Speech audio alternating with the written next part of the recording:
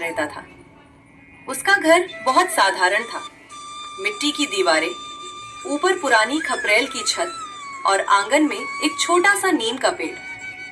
गर्मियों में वही पेड़ पूरे घर को छाया देता था। मोहन की जिंदगी बहुत कठिन थी, लेकिन उसके दिल में मेहनत करने का जज्बा कभी कम नहीं हुआ।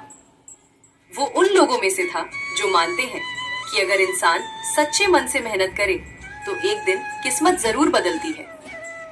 हर सुबह जब सूरज उगने से पहले आसमान हल्का हल्का नीला होने लगता, तब मोहन उठ जाता।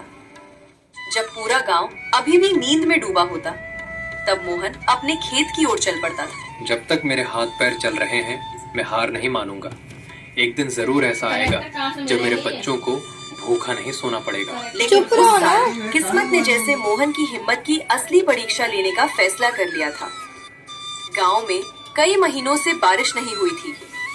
काले बादल आसमान में आते तो थे, लेकिन बिना बरसे ही वापस चले जाते। खेतों की मिट्टी फट चुकी थी।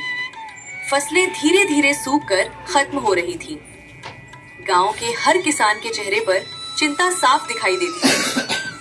लेकिन मोहन की हालत सबसे ज्यादा खराब थी, क्योंकि उसकी सारी उम्मीदें उसी फसल पर टिकी हुई थी। हे भगवान, मैंने अपनी पूरी ताकत लगा दी, लेकिन अगर बारिश नहीं हुई तो मेरा परिवार कैसे जिएगा?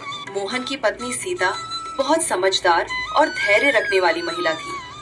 वो जानती थी कि अगर वो भी टूट गई तो मोहन बिल्कुल अकेला पड़ जाएगा। इसलिए चाहे घर में कितनी भी मुश्किलें हों, वो हमेशा अपने पति को हिम्मत देती रहती थी।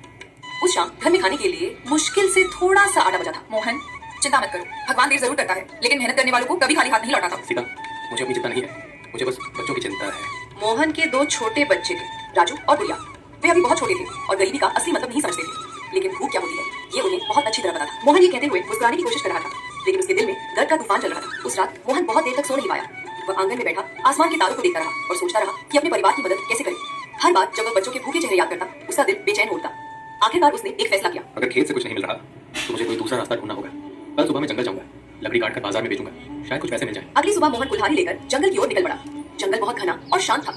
ऊंचे ऊंचे पेड़ों के बीच से सूरज की किरणें जमीन पर गिर रही थी। पक्षियों की आवाजें पूरे जंगल में गूंज रही थी। मोहन धीरे धीरे जंगल के अंदर बढ़ता गया, लेकिन उसे बिल्कुल अंदाजा नहीं था कि आज उसकी जिंदगी एक ऐसा मोड़ लेने वाली है जो उसने कभी सोचा भी नहीं था। कुछ देर बाद अचानक मोहन की नजर झाड़ियों के बीच से निकल रही एक अजीब सी चमक पर पड़ी। वो चमक बिल्कुल अलग थी, जैसे सूरज की किरण किसी चमकीली चीज से टकराकर वापस आ रही। मोहन कुछ पल के लिए रुक गया। ये कैसी रोशनी है? मोहन धीरे धीरे झाड़ियों के पास गया और कांपते हाथों से पत्तों को हटाया।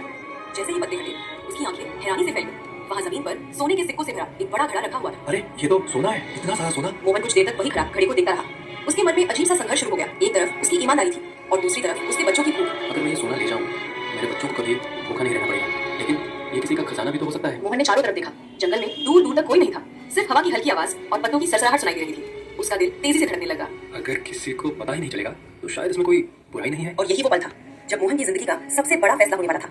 उसने धीरे धीरे झुककर उस भारी घड़े को उठाने के लिए हाथ बढ़ाया। मोहन ने घड़े को उठाने की कोशिश की। घड़ा उम्मीद से कहीं ज्यादा भारी था। अगर मैं ये सोना घर ले जाऊं तो शायद मेरे बच्चों की जिंदगी बदल सकती है, लेकिन अगर किसी को पता चल गया तो? मोहन कुछ देर तक वही खड़ा सोचता रहा, लेकिन आखिरकार गरीबी और मजबूरी ने उसकी सोच पर जीत हासिल कर ली। नहीं, मैं इसे छोड़ नहीं सकता। भगवान ने शायद मेरी मदद करने के लिए ही मुझे ये खजाना दिखाया है। मोहन ने घड़े को कसकर पकड़ा और धीरे धीरे जंगल के रास्ते पर चलने लगा। हर कदम के साथ उसका डर भी बढ़ता जा रहा था। उसे ऐसा महसूस हो रहा था जैसे जंगल का हर पेड़ उसे देख रहा हो, हर पत्ता उसकी चोरी का गवाह बन गया हो। बस किसी तरह घर पहुंच जाऊं, फिर सब ठीक हो जाएगा। लेकिन उसके दिल की धड़कनें तेज होती जा रही थी। उसे ऐसा लग रहा था जैसे कोई अदृश्य नजर उसका पीछा कर रही हो। धीरे धीरे सूरज ढलने लगा। जंगल में अंधेरा फैलने लगा। मोहन घड़ा लेकर अपने घर आता है। उसकी पत्नी आंगन में उसका इंतजार कर रही थी। मोहन के हाथ में घड़ा देखकर सीता चौंक गई और मोहन से बोली, अरे तुम्हें ये सोने से भरा घड़ा कहाँ से मिला? मोहन सीता से कहता है, इतनी जोर से मत बोलो, पहले तुम घर में चलो।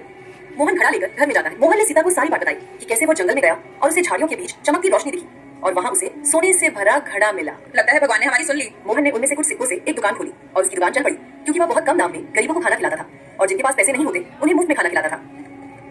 धीरे धीरे वो गांव का सबसे अमीर आदमी बन गया। उसने गांव में सबसे बड़ा घर बनवाया और उसके चर्चे दूर दूर तक चलने लगे। इतना अमीर होने के बाद भी उसने कभी भी गरीबों की मदद करनी नहीं छोड़ी। वो हमेशा जरूरतमंदों की मदद करता रहा और खुशी खुशी अपने परिवार के साथ रहने